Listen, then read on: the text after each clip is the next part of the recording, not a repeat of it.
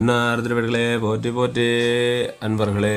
இன்றைய தினம் நாம் என்ன பதிவு பார்க்க போகிறோம் அப்படின்னா, ஆடி 18ஆம் தேதி வரக்கூடிய ஆடிப்பெருக்கு பற்றி பார்க்க போகிறோம். ஆடிப்பெருக்கு அப்படின்னா என்னன்னு பார்ப்போம்.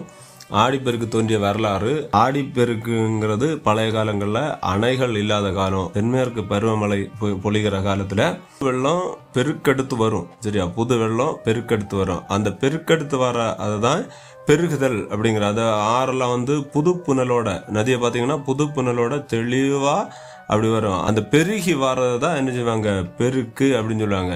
மழை எப்போ அதிகமா பெருகி வரணும்னா இந்த ஆடி மாதம் தான். அதுல ஆடி 18ங்கிறது ஆடி மாதம், ஆடி மாதம் பெரியக்கூடிய மழைனால நதிகள் எல்லாம் நிறைஞ்சிரும். இப்போ உள்ள காலத்துல நதிகள் நிறைஞ்சிரும். பழைய காலத்துல நதி இருக்காது, சும்மாவே என்ன செய்யும், வட இந்தியாவிலிருந்தே வரக்கூடிய தண்ணி பெருக்கெடுத்து வரும். இதைத்தான் ஆடி பெருக்குன்னு சொல்லுவாங்க. பழைய மரபு. இது எப்போ தோன்றுச்சுன்னே தெரியாத அளவுக்கு ஒரு கலாச்சார பெருவிழாவா இருந்துட்டு இருக்கு. இது இந்த முக்கிய நாள்ல ஆறு குளங்கள்ல போய் புனித நீராடுவாங்க. பெண்கள் எல்லாம் பூஜை செய்வாங்க. அது பூஜை செய்யறதுக்கு காரணம் என்னன்னா, அந்த காவிரி தாயை நாம நம்ம வீட்டில் உள்ள ஒரு பெண்மணி மாதிரி அந்த காவிரி தாயை நினைப்போம். அதனால அதுக்கு ஒரு மரியாதை கொடுத்து பூஜிப்பாங்க, ஆராத்தி எடுப்பாங்க, எல்லாம் செய்வாங்க. இந்த ஆடிப்பெருக்குக்கு நதிக்கரையில போய் திருமண தாலி மாத்துறது, அந்த ஒரு நிகழ்வு எப்படி வந்தது அப்படின்னா, 1704ஆம் ஆண்டு ஆண்ட மராட்டிய மன்னன் சகஜிங்கிற மராட்டிய மன்னன் தான் காவிரி கல்யாணம் அப்படிங்கிற ஒரு நிகழ்ச்சியை முதல்ல தோற்றுவித்தவர். அப்படின்னா காவிரி தாய்க்கும் கடலுக்கும் திருமணம் நடக்கிறதாகவும், அந்த திருமணத்தை அகத்தியர் நடத்தி வச்சதாகவும் ஒரு நாட்டிய நடனத்தை முதல் முறையா ஒரு நாட்டிய நடத்த தொடங்கியிருக்காரு. அதுல இருந்து தான் அந்த நிகழ்ச்சிக்கு அப்புறமா தான் நதிக்கரையிலையும் குளக்கரையிலையும் இந்த தாலி பிரிச்சு மாத்திர நிகழ்ச்சி வந்திருக்கு. சரி, அப்படின்னா கல்யாணம் அப்படின்னா என்னதான் நம்ம யாரை வச்சு, எந்த ஐயரை வச்சு கல்யாணம் பண்ணாலும் அகஸ்தியர் பண்ணி வைக்கிற கல்யாணம் போல வராது. அப்படின்னா அது அகஸ்தியருங்கிறது டைரக்டா ஈசன்னு, சிவனுடைய அவதாரம்னு எல்லாருக்கும் தெரிஞ்ச கதை. அந்த அகஸ்தியரே பண்ணி வைக்கிறாரு. அப்படிங்கறதுனாலதான் நதிக்கரையில போய் சுமங்கலி பெண்கள், கல்யாணம் ஆன பெண்கள் எல்லாம் நினைச்சுவாங்க, மஞ்சத்தாலி மாத்தி புது தாலி கோப்பாங்க.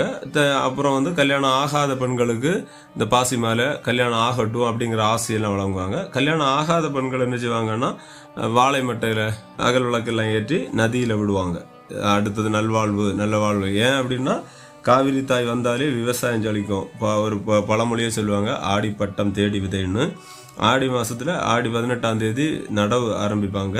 அப்படி நடவு ஆரம்பிச்சாச்சுங்கன்னா தண்ணி பஞ்சம் இல்லாம நல்லபடியா அந்த விவசாயம் செழிக்கும். அதே மாதிரி நம்முடைய வாழ்க்கையும் செழிக்கும் அப்படிங்கிறது ஒரு நம்பிக்கை. இனி சமூக ஒற்றுமை அப்படின்னா, நம்ம ஒன்று சேராம இருப்போம், மழை காலத்துல ஒதுங்கி இருப்போம். ஆனா இந்த ஆடி 18ஆம் தேதி இந்த நதிக்கரைகள்ல குளக்கரைகள் எல்லாம் கூடி நாம் ஒரு தரையில சாணம் மெழுகி வாழையில வச்சு, அதுக்கு மேல அவல்பொரி கடலை வச்சு, குத்து விளக்கு வச்சு, விளக்கு கொளுத்தி அலங்கரிச்சு பூவெல்லாம் வச்சு காவிரி தாயை நம்முடைய ஒரு தெய்வமா ஆராதிச்சு அதில் பூஜை எல்லாம் செய்து எல்லாரும் ஒன்று கூடி உணவு சமைச்சு பல விதமான காய்கறிகளை வச்சு அந்த ஒற்றுமையா நடத்தக்கூடிய அந்த நிகழ்ச்சி சமூக ஒற்றுமை உண்டாகுது.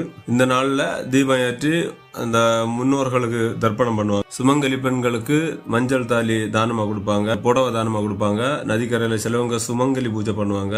பல நிகழ்ச்சிகளை இந்த ஆடி 18ஆம் தேதி பண்ணுவாங்க. முக்கியமா இந்த ஆடிப்பெருக்கு எதுக்கு கொண்டாடுறாங்கன்னா, மனித குலம் நீருக்கு நன்றி சொல்ற ஒரு மிகப்பெரிய நிகழ்ச்சி. நீரின்றி அமையாத உலகு. நம்முடைய வாழ்க்கையில முக்கியமான ஒரு அங்கம் தண்ணீர். தண்ணீர் இல்லாம இங்க எதுவுமே நடக்காது. தண்ணீர் இல்லைன்னா அந்த உலகமே சீக்கிரம் நாரி போயிடும். அப்படி நம்ம உடலா இருந்தாலும் அப்படிதான், தண்ணி குடிக்கலைன்னா நம்ம உடம்பு சீக்கிரம் கெட்டுரும். அப்படிங்கிற நிறைய இது இருக்கு. இந்த ஆடி மாசம் தான் எல்லாரும் சேர்ந்திருந்து மேன்மேனும் வளர்ச்சி அடையணும், சந்ததி வளரணும் அப்படிங்கிற ஒரு ஒற்றுமை பிரார்த்தனை இதை இந்த ஆடி மாசம் தான் செலுத்துவாங்க. இந்த ஆடி மாசம் எப்படி வெள்ளம் பெருக்கெடுத்து வருதோ அதே போன்று நம்முடைய வாழ்வும் பெருக்கெடுத்து பொங்கி வளர்ந்து வரும் என்பது ஐதீகம். ஆடிப்பெருக்கில் வழிபடுங்கள். எல்லாம் வல்ல அந்த காவிரி தாயின் அருளை பெறுங்கள். கிருஷ்ணரோட பயணம் எப்படி இருந்துன்னு லைக் பண்ணுங்க, ஷேர் பண்ணுங்க, கமெண்ட் பண்ணுங்க. கிருஷ்ண கிருஷ்ண கிருஷ்ண கோவிந்த கோவிந்த கோவிந்தா.